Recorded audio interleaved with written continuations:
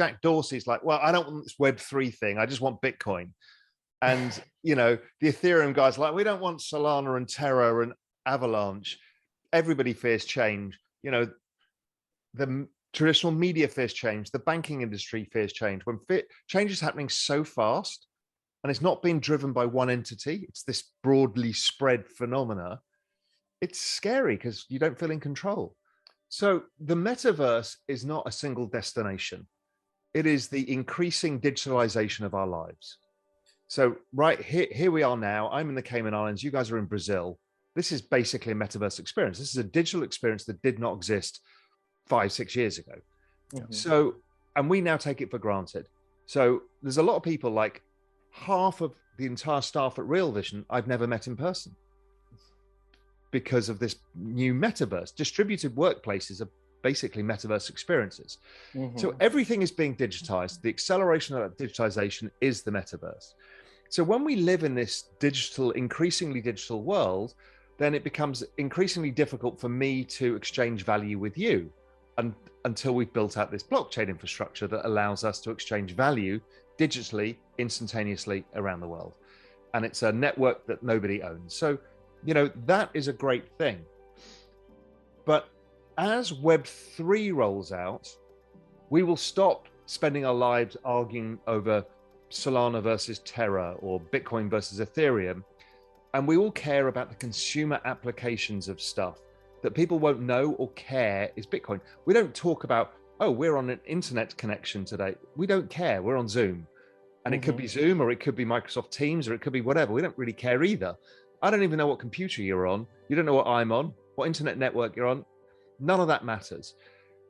But it's the consumer application that's going to come. And NFTs were the first sight of a consumer application. They're still very geeky. It's still a crappy environment. The wallets are still impossible. Most people don't understand why you want to own a stupid picture of a monkey.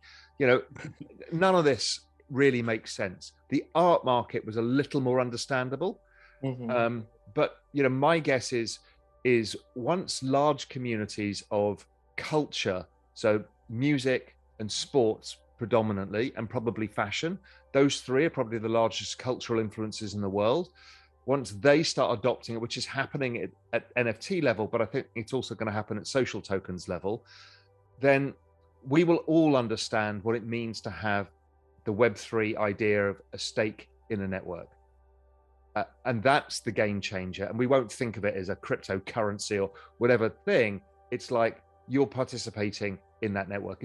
It's much like if we'd had all been given shares in Facebook when Facebook launched, we would have all participated in that network. We didn't know, the shareholders. And even also the frictionless experience that will, like, for example, you can go and buy an NFT using your credit card, your fiat credit card, and have your NFT, or someone would make this payment for you or something like that. I think that like a lot of people will come to the space because of games and because NFTs, like newcomers, people don't necessarily know about crypto or decentralization or things like that, like us. But I'm also seeing, like, even like now one company that launched like an NFT game, and also like the video on YouTube with a lot of dislikes. And I see that I'm a gamer, but I see the most part of the gamers, they are not ready yet, and they also have all these FUDs and misinformation about crypto. Right? Because everybody fears change, right? That's just a human thing. And the rate of change here is extremely fast. So the gamers were a distinct group of people that had their little world and they knew how it worked. This other world has walked into their world and said, hey, we can bring value where you can move this stuff across games and you can own your things. They're like, back off, this is ours. And it's the same that Jack Dorsey's having with... Also Discord integrating. All of these things is people fearing change. Jack Dorsey's like, well, I don't want this Web3 thing. I just want Bitcoin. And, the Ethereum guys are like, we don't want Solana and Terra and Avalanche. Everybody fears change. The traditional media fears change. The banking industry fears change. When change is happening so fast, and it's not being driven by one entity, it's this broadly spread phenomena, it's scary because you don't feel in control. Yeah. So I think the gamers feel the same way. Somebody's walked into their world and told them that they can change it. And they're like, no, but you can't put the genie back in the bottle. Yeah, I totally agree. Like I'm UX designer. So like when we redesign an interface, Sometimes we spend like 6 months doing it, like doing user testing, doing interviews, like user-centered design. We are not like being like, and then we publish it, and people hate it because we changed it, and they're using it for 5 years already, you know. But then after 2 months, they say, no, this is great. It's much better. Just have this curve, you know. It's a really observable phenomena in humans, and it's exactly that. You know, you're researching UX, you will always get the launch, and half the people just say, I hate this. You've changed my experience. Yeah, exactly. So yeah, why do you think the metaverse is the new solar system? The idea is, without going into the 2 hours of history and everything within this, is our monetary system and system of value is broken. The ownership and the monopolies that control a lot of this are something that most people have become uncomfortable with. And here we have a new world, this digital world that is distributed, that has less intermediaries. And it's a world where we can create endless GDP because you're not constrained by natural resources. You know, in Brazil, what is the largest driver of natural resources? Agriculture and energy. So that is a constraint on the GDP of the country. Mm-hmm. So the amount of money sloshing around, amount of opportunity as you guys as entrepreneurs is actually a direct correlation to how fast GDP can grow. And you've got other monetary issues. You know, Brazil has always had a relative level of instability with its currency and other issues. So here we go in a new digital world where you can create digital sovereign states of which you can operate in as a Brazilian that has nothing to do with the Brazilian economy. And it's limitless. There's no boundary. So that's why it becomes the new universe. Here we are walking away from an old broken system, which is Brazil 1.0. And here you are walking into world 2.0. You're not constrained as a Brazilian. I'm not constrained because I'm in the Cayman Islands. So we can build businesses like you guys are, which exist everywhere. And again, you know, we're showing that here today. Well, I'm in the Cayman Islands, you're in Brazil. We're doing this in English. It'll be translated in Portuguese. And what we're doing is creating a globalized piece of content. I mean, it's really interesting. Those things were not easy to do before. Now it's almost frictionless. The fact that we're in different countries is frictionless. We have no issues whatsoever.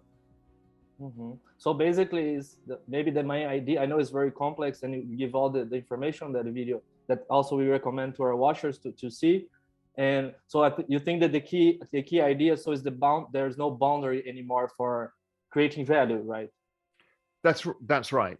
I believe it's like discovering the Americas all over again. You think the world is this, and then suddenly it's this. It's really exciting. Yeah, and that's very exciting. That's why most of us are excited. We have big grins on our faces. We're exhausted from working so hard, but everybody's smiling. We're having. I had fun. the same impression. And also, a lot of people, like, I think Web3 gives us hope in some way, even unconsciously. And this doesn't matter that everyone will be happy. There will be no bad things. No, it will. There's always will be, but I don't know. Give me a bit more hope, I think. Yeah, so, you know, I've been toying with the idea. I first started thinking about, can we earn a universal basic income in this new digital world? And we're seeing it in things like Axie Infinity, right? There's ways you can earn a living by working for a community and getting paid in tokens or fiat. So that becomes interesting. So now you've got jobs. I mean, I've just hired an architect firm in crypto voxels who built the Real Vision headquarters. I paid them in ETH. On the metaverse. Yeah, in the metaverse. That's a whole different thing. That didn't exist before. But what I'm getting really interested in is the concept of universal basic equity. So you like Rihanna and you want to be part of Rihanna's community. You identify with Rihanna as a pop star and the culture that's around her. And now you can own one day a token of that network. So now you're incentivized to help Rihanna's network grow. And with that, your token will go up in value. Metcalfe's law, that's how you price networks, the number of nodes on the network and the interconnection between them all. So everybody's now incentivized to help that network grow in value, i.e. to make Rihanna's community bigger and more vibrant. And just by being in culture, you have an asset that goes up. So now you're not having to go into an office and work for somebody. You're working for a cultural phenomena. And that, as universal basic equity, is amazing. It can be around a fashion brand. It can be around a sports team. Imagine that around a sports team in Brazil. People have an opportunity. People here are crazy. Everything stops. When Brazil is playing, like the men's soccer team, everything stops. Like the country stops to watch the team play. That's right. And so imagine if you tokenize that, now you're incentivized to grow the community of one of the leading Brazilian clubs, and you want to make it international. You start making video content about it. You're on Twitter. You're creating a more vibrant community, and people can see that, and they want to be part of that community too, and therefore the value of that community appreciates. Mm-hmm. Now, maybe, because it's like-minded people, a bunch of those token holders get together, create an NFT, and then create a business off the back of it, selling new footballs because somebody's come up with an idea. And before you know it, you're building network effect on top of network effect. And that is extraordinary around culture. That was not possible before. Yeah, it's good that you touch on that, because we had a question about the Bits social tokens and stuff, but I think you already talked about it. So yeah, most people don't understand this because they haven't seen it. And they think it's not possible and it's not going to work. They just haven't seen it yet, but it's coming. I mean, I'm working on a project on this, and I know several other people are. There's some small social token things. We're starting to see NFTs as social tokens developing as well. But I think this is where the big consumer application is going to come from. Yeah, you're right. Us here at the Bankless Brazil DAO, we use a social token to pay people to reward or community, right? So as you contribute to the community, you get rewarding your own social tokens. And we've seen mass adoption inside our own community. We're growing like, 2% a day, which is amazing, right? And people are just, okay, what is that? What is going on? And we're trying to educate all these people to come to this crypto world, and they all get into this community adoption, like you say. It's been an amazing experience. So you're living and breathing the fact that people understand the culture you're trying to build and the message they want to be involved, and they want to own your token. And then they go out and help you also spread the word. And guess what? The token value goes up. So now you've created an asset for people that did not exist by just being part of a movement. They haven't got a job. They're not working for you. They've got no employment contract, but they've got an asset that's going up. I mean, that's genius.